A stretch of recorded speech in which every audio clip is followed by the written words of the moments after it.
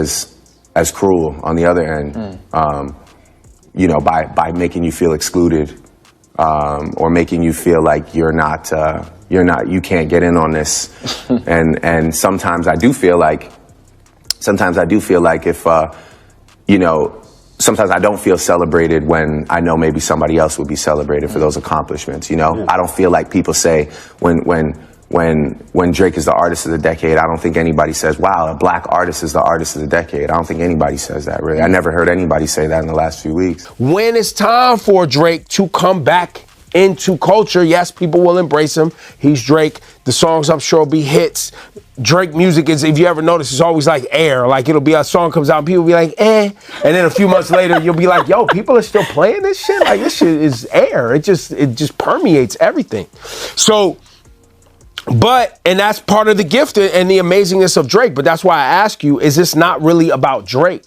Like, a line was drawn with this Ken and friends that this is the difference between me and you. Me, not just me and you, but hip hop culture, right? And hip hop commerce, hip hop consumerism, and the essence of black culture. I think the culture probably understands that, but the larger audience, I think that went over their heads. They don't. Drake's recent comments about Black American culture have stirred up quite a bit of chatter. Some folks think he's hitting on some serious issues, while others believe it's all tied to his own complicated life experiences.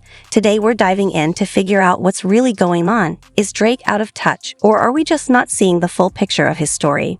Let's take a closer look at Drake's background in Toronto and how it's influenced who he is and what he does. Drake was born on October 24, 1986, in Toronto, Canada, into a pretty diverse family. His dad, Dennis Graham, was an African-American musician from Memphis who played with some big names in soul and funk. Sandy Graham is a Jewish Canadian who worked as an English teacher in Florist. This mix of African-American and Jewish backgrounds really shaped who Drake is growing up in Toronto. He spent a lot of time in neighborhoods with a strong Jewish community. He got to experience a lot of Jewish culture, like going to a Jewish day school and celebrating holidays like Hanukkah. This blend of cultures gave him a rich background that definitely influences his music.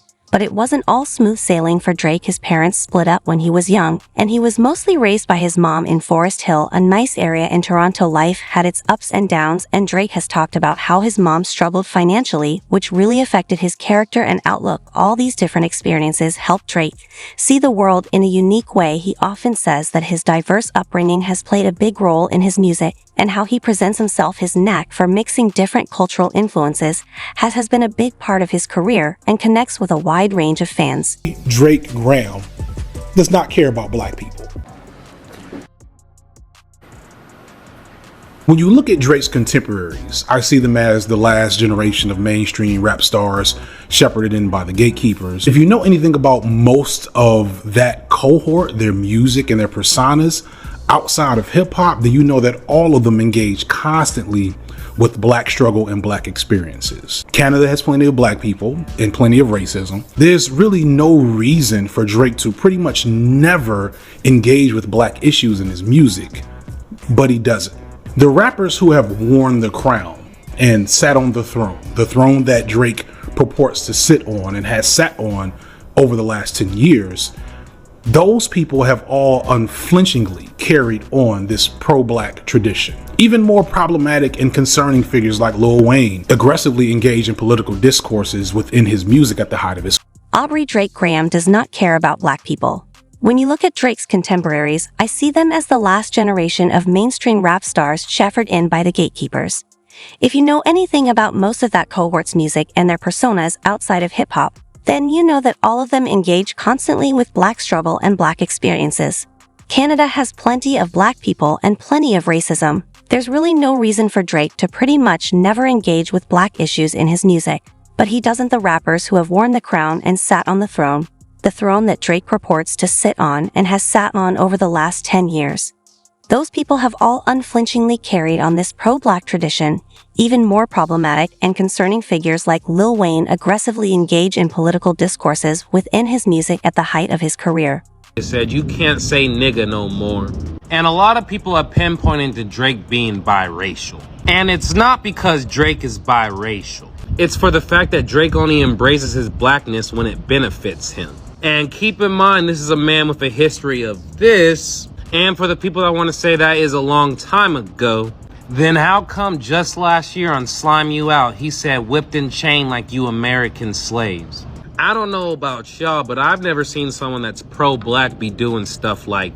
Journey kicked off in a pretty unexpected way. He started out acting, not rapping, as a teenager. He scored a role on the Canadian teen drama where he played Jimmy Brooks, a basketball player who ends up in a wheelchair after a tough accident. This gig gave him some early fame in Canada, but he always had a love for music bubbling under the surface while he was still on the dance floor. Drake started dropping mixtapes with his first official One Room for Improvement coming out in 2006. He followed that up with Comeback Season in 2007, which really got the music industry's attention. His mix of smooth R&B vibes and clever rap lines, along with lyrics that hit home about love, success, and vulnerability, made him stand out in the growing digital music scene.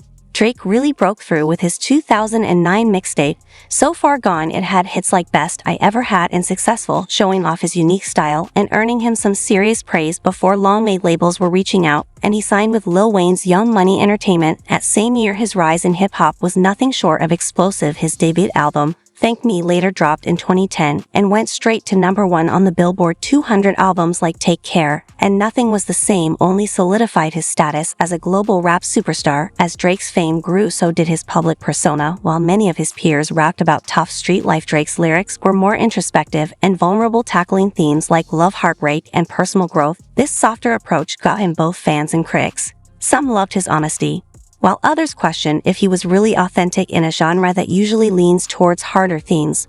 What's interesting is how Drake's real life is different from his hip-hop image.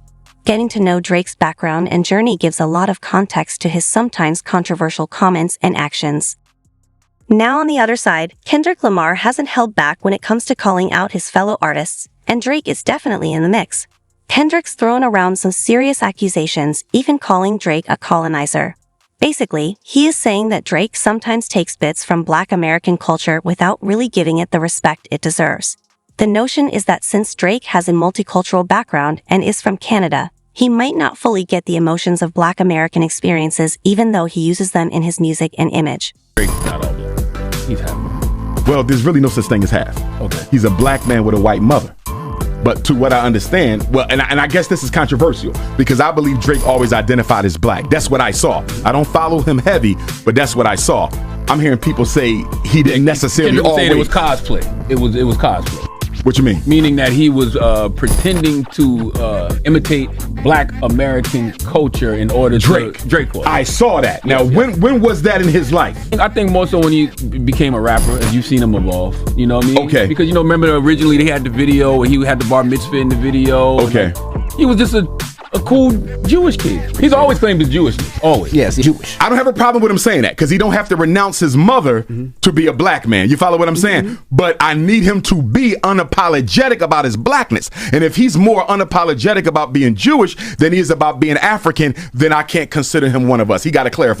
Kendrick's comments have kicked off a bigger discussion about cultural appropriation in hip-hop, which is a genre that's all about the Black American experience. Drake's music mixes a ton of different influences, from Caribbean vibes to British grime, and while some people love that diversity, others think it blurs the line between giving props and just taking advantage. Now people are all over this debate. Some users claim Drake's use of certain cultural elements can come off as shallow or opportunistic. They argue that he picks and chooses parts of Black American culture that fit his image, without really diving into the deeper social and historical stuff. This leads to claims that Drake is profiting from a culture he doesn't fully belong to or understand, which makes his relationship with the hip-hop community pretty complicated. A person has recommended saying Drake has gotten away with using hip-hop to make millions. He's okay with disrespecting Black people in our heritage. He will never make a hip-hop song disrespecting the Holocaust. Stop playing, buying, and listening to his music. While another one claims Drake isn't even a part of Black Canadian culture. He never associated with the Black Canadian culture until he became successful. He even made fun of how we speak. So Drake's career has definitely had its fair share of drama, especially when it comes to his lyrics and the themes he dives into. One big point of contention has been his mentions of slavery and Black trauma in his songs. A lot of people think that using such heavy and painful parts of history as jokes or metaphors really downplays their seriousness and shows he might not fully get how they affect the Black community. This has sparked a lot of anger from critics who feel it disrespects Black history and experiences. One of the most talked about moments in Drake's career was the blackface photo incident back in 2018 during a heated feud with rapper Pusha T. An old pic of Drake in blackface popped up again. The photo was from a project he did with a friend to shed light on the struggles Black actors face, but it got a ton of backlash. Many people saw it as a major example of cultural insensitivity, especially considering the ugly history of blackface and the racist stereotypes it promotes in the wake of the backlash. Drake put out a statement explaining the story behind the photo. He said the project was meant to highlight the challenges Black actors deal with in Hollywood, especially the pressure to fit into racial stereotypes. Even with that explanation, the whole incident left a mark on his reputation, with some folks seeing it as a slip-up in his otherwise carefully crafted public persona. Interview.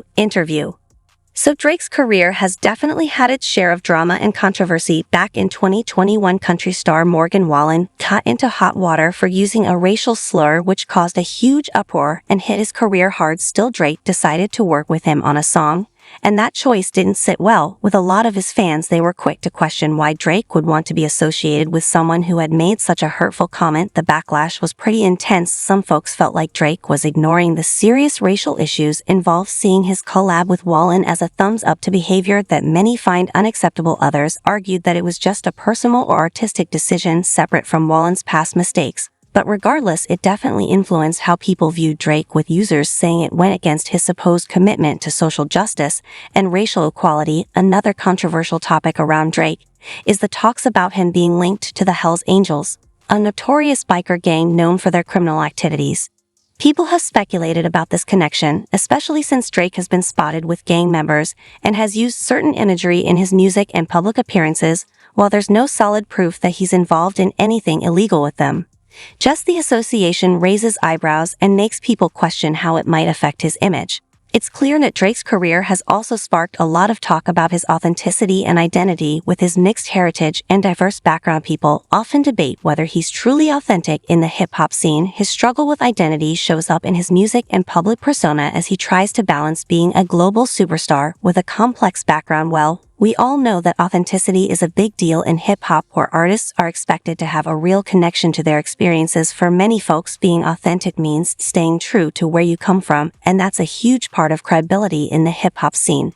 But Drake's ability to mix different cultural influences has forced some people to wonder if he really embodies the traditional elements of hip-hop, or if he's just an outsider cashing in on the culture. His music often reflects his life growing up in Toronto, his mixed race background, and his global outlook. While this has helped him connect with his audience, some users question whether his work truly resonates with the core values of hip-hop. They argue that his polished image and diverse influences might take away from the raw authenticity that many fans expect from hip-hop artists. This whole authenticity debate isn't just about Drake. It's a hot topic in modern hip-hop discussions as the genre evolves and brings in more influences. Figuring out what it means to be authentic gets trickier. But what do you guys think about Drake's contributions towards the rap game, and how do you perceive his place in the hip-hop scene? Share your thoughts in the comments. Thanks for watching, and we'll see you in the next video.